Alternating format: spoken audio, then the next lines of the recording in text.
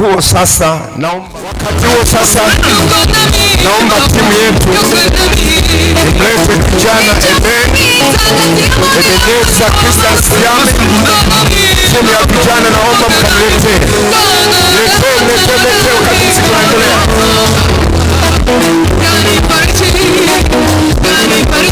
Niletee kijana.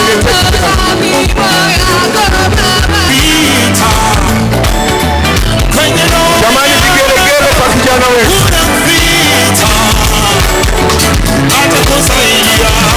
Leo sio kama jana na siku hazilingani.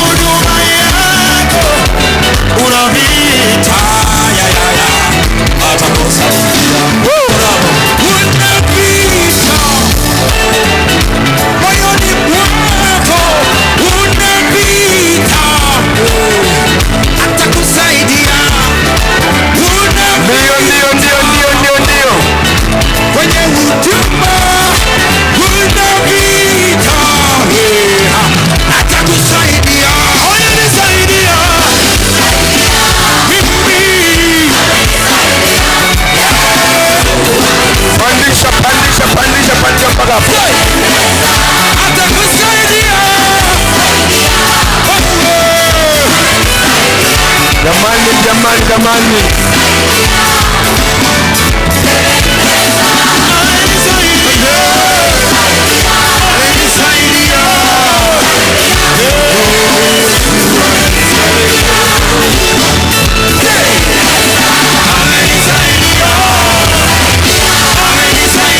Naomba vigelegele tena na tena. Naweza kumweka chini hapo.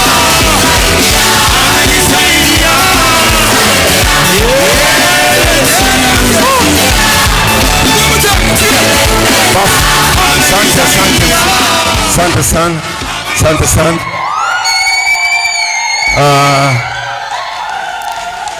Eben, kweli majira ya fanani. Miaka ile na mwaka wa leo ndio Eben huyo. Naomba makofi kwake tafadhali kijana.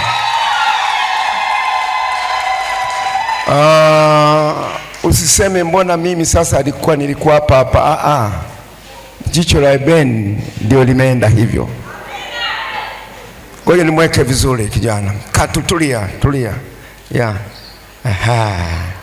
Asi. Niko sahi na Eben. Hebu niwe wa kwanza kabisa mimi. Yes.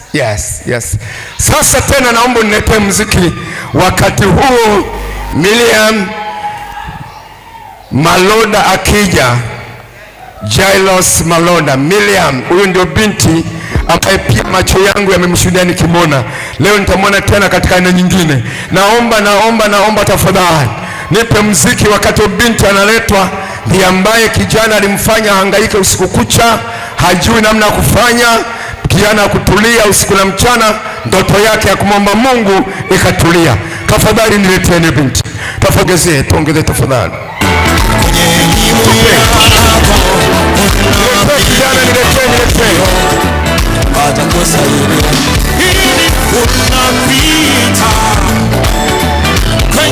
Jamani, vigelegele kwa kijana wetu.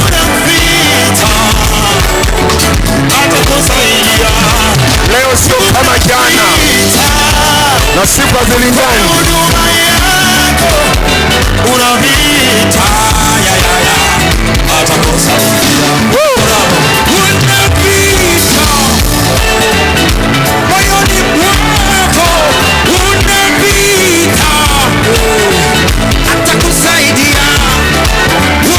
Ndio. Kwenye huduma unapita, atakusaidia. Nisaidia mimi. Pandisha mpaka hapo. Atakusaidia.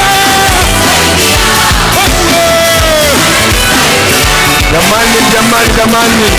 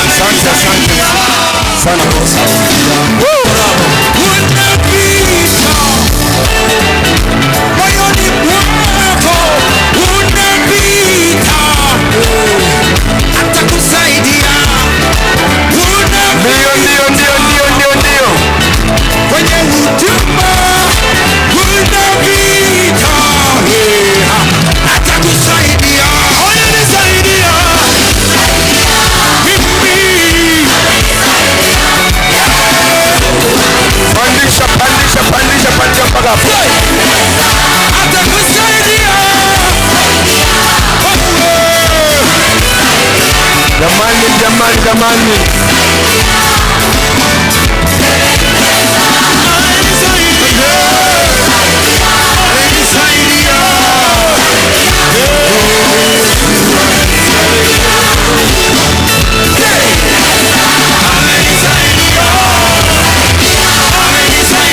Naomba vigelegele tena na tena. Naweza kumweka chini hapo.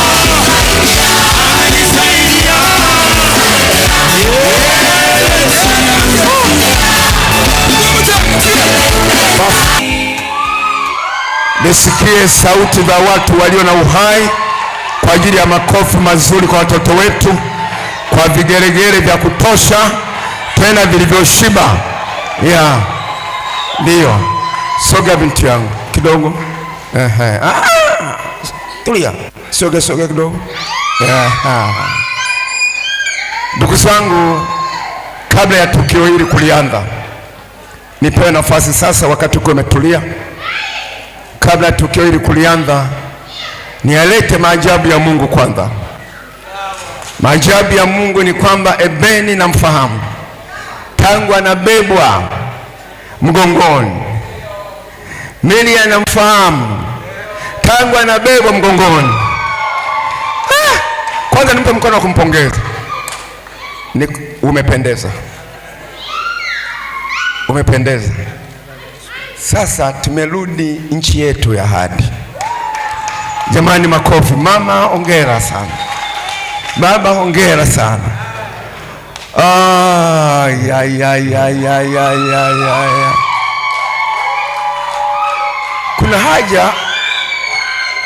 Kuna haja siku moja hawa watoto ambao kipindi kile wamekuwa wote wako hapa, siku moja wale chakula cha pamoja. Yaani mimi nashindwa namna kusema. Na mwenzako leo mwingine unayemfahamu anaitwa Atukuzwe Deus Sabuni, na yeye leo tuna kikao naye ili kwamba nyumbani tusafishe kabisa, tubakisha wajukuu. Hayo ndio mambo ya maajabu ya Mungu. Jamani, tumpe Yesu makofi tena. Naomba sasa munisikilize, na kabla ya kuanza niweze tu kwanza kuwapongeza Ebenezer pamoja na Ebenezer Siame na Miriam Maloda. Nawapongeza sana sana sana kwa kujitunza mpaka tukio hili limeweza kuwafikia. Ukiwa Morogoro, Ebeni ni mjanja. Hapa wanawake wako wengi sana. Dar es Salaam yote, Pwani, kasema narudi kwetu. Mungu akubariki. Ninayo maneno machache washirika tuweze kuyasikiliza tukiwa tumekaa chini, ili niweze kutoa maelekezo mafupi kwa ajili ya taratibu na namna ya kuheshimu uchumba wetu ambao ni mwanzo wa matarajio kuelekea kwenye ndoa. Jambo la kwanza kabisa, kwa nini tuko hapa? Kiini cha nadhiri ya uchumba ni ahadi inayofanywa na wawili hawa mbele za Mungu na mbele ya kanisa kwamba wataoana. Hiyo ndio kiini kikubwa, ni tangazo la wazi la hadharani la kila mmoja kujua na wala si la uficho. Ahadi hii inakamilisha kwa maneno na vinywa vyao vya nadhiri, ikiambatanishwa na vitu walivyo navyo kama amana. Na kusudi la kutangaza uchumba ni tamko la hadharani mbele za kanisa, mbele za Mungu, kwa wawili hawa wanakwenda kuanza maisha ya mahusiano yanayoandaa kuingia katika ndoa na kwamba wanaahidi kufunga ndoa. Tamko hili ni kiashiria kwamba wawili hao wako huru kwa mahusiano, hawako huru kwa mahusiano na mtu mwingine yoyote.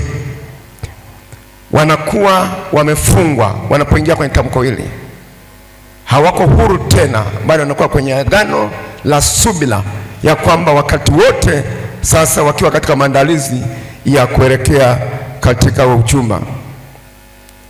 Ni hatua ya rasmi ya kuanza maandalizi na taratibu zingine zinaweza zikafuatwa. Mambo ya kuzingatia kabla ya uchumba. Jambo la kwanza, ni muhimu kwamba wawili hawa kuwa wamekubaliana na kudhibitisha kwamba mahusiano yao yamepata kibali kwa Mungu. Jambo la pili, ni muhimu kuzingatia kwamba wameamua kamati yote, mchungaji na watu wake wamepitisha na kuona kwamba wako sawa na wako huru kwa ajili ya kuanza mahusiano haya ya kuelekea kwenye uchumba. Ninayo mambo ambayo ningependa sasa vijana hawa kama mnavyoona wamekaa safi kabisa. Wewe unakaa Zanzibar siku hizi, nitafika huko sio muda mrefu, tutakuja kuonana tu huko maana si wachungaji bwana, hatuna mipaka, naweza kushangaa tumekutokea. Ndugu yangu Ben au Ebenezer Christian Siame, nikuulize maswali haya. Je, unaahidi kwamba huyu Miriam Maloda ndiye mwanamke ambaye utaoana naye? Unaahidi kutunza utakatifu wako kwa Mungu na kujiweka wakfu kusubiri kufunga ndoa takatifu na huyu? Kama ni hivyo, sema ndivyo nitakavyofanya na Mungu anisaidie. Naomba vigelegele. Hebu asante sana. Mimi leo naongea kwa unyenyekevu sana na kwa sauti ya hofu, lakini ndani nimebeba ujasiri, na watu wote hao wamekaa na kuangalia wewe, wanajiuliza wengine maswali, tunaota au ndio wabeni kweli? Lakini ndio wewe. Naja kwako binti yangu, tutamsogezea mic, pia ataishika mic yake, mkabidhi hiyo mic.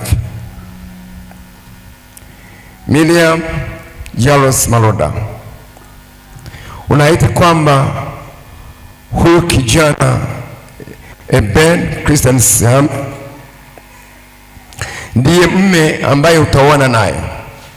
Unaahidi kutunza utakatifu wako kwa Mungu na kujiweka wakfu ukisubiri kufunga ndoa takatifu. Kama ni hivyo, sema nitakavyofanya Mungu anisaidie.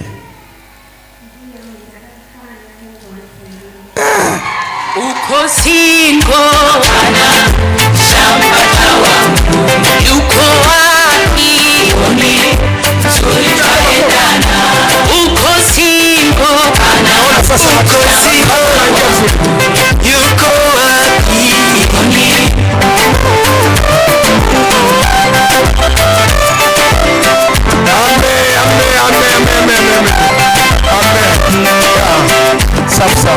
Safi sana.